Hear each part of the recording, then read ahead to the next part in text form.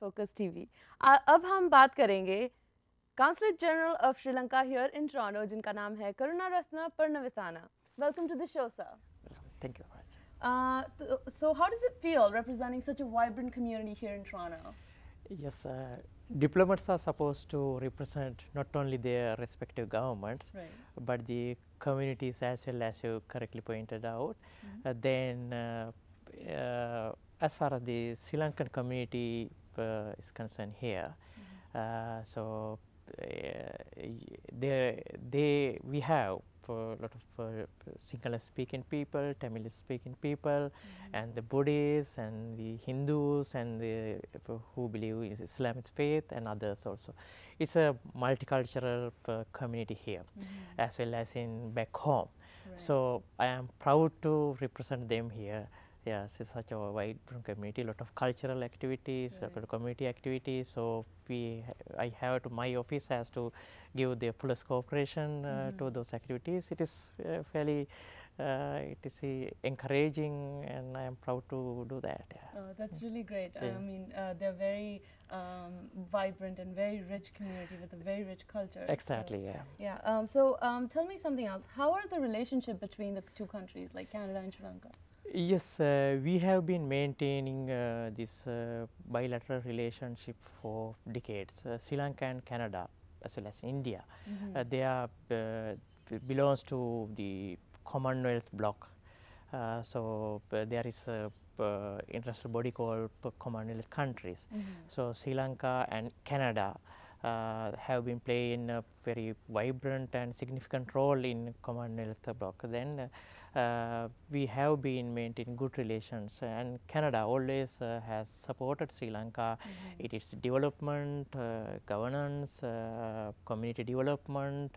So Canada stood for Sri Lanka's territorial integrity, and both countries are democracies. That is the beauty of that. So no serious political issues between two countries. After the Sri Lanka civil law, Canada is helping Sri Lanka to regain its lost glory. Right, right. So for nation building and stuff like that. Yeah. That's very good that we get a lot of support for here from Canada. So Exactly. that's always great to know. Yeah. What kind of community issues do you think that Sri Lankans here, you know, have to face, or not even just here, even back home? Yes, back home and here also issues are almost same. Right. Because one, I have to say that it's a political issue. So unfortunately, after the independence, Sri Lanka faced a big dangerous civil law. It dragged on for 30 years, approximately 30 years. So it was a deadly civil law. Right. Lot of people died, but it was not a war fought between two countries, two ethnic groups, between two religions. It's just a civil law, but fortunately now it is totally over. Right. There is no war in Sri Lanka right now. There is no direct violence. Right. But of course, there are some structural reasons for this, root causes for this conflict. We have to address that. But the community, it represented those features of the civil law represented the community within the communities here as well. Right. So a lot of people, many people, they came here during the war period. They belongs to diaspora community here. So like in every diaspora, the communities, some members of the community, they subscribe the extreme mindsets. Right. So now Sri Lanka is doing rigorous reconciliation.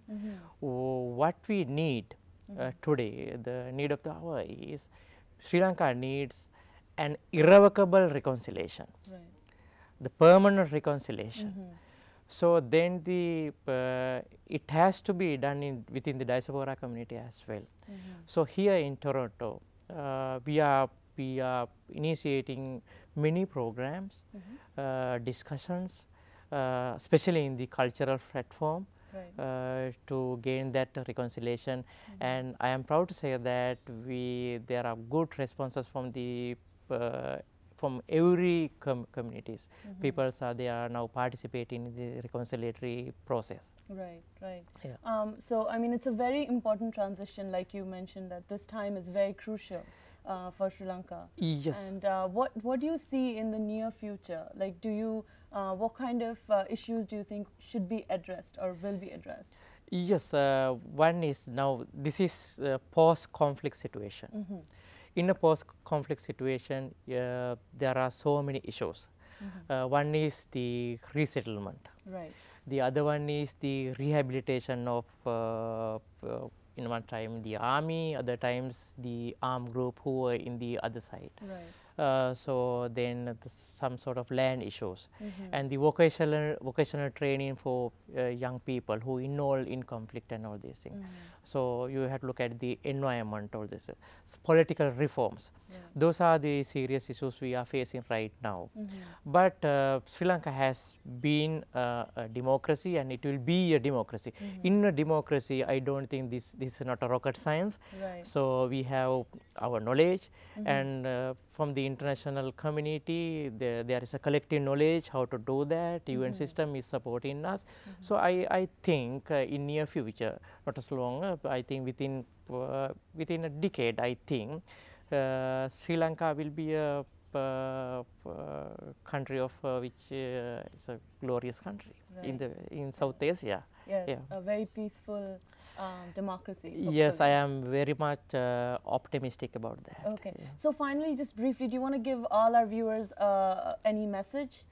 Yes, the viewers, actually, international community has to support Sri Lanka to do this reconciliation and regaining. And the community, Sri Lankan community is here. What I am requesting them to, what went past is past. Now we have to look at your future generation and the country. Set aside all sort of conflict mindset. Yes, I'm sorry, we're running out of time, but absolutely, I think everyone is going to support us at this very crucial time. So, friends, हम लोग थोड़ी देर में वापस आ जाएंगे. तब तक के लिए just hold on a second.